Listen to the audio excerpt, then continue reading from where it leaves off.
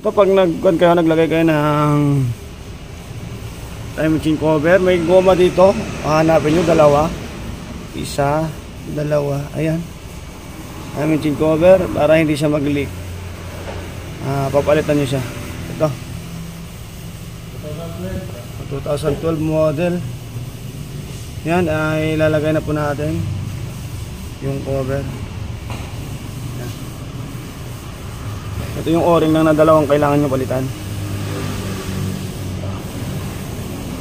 Tapos dito, sealant na lang to. Ito, pandikit na to.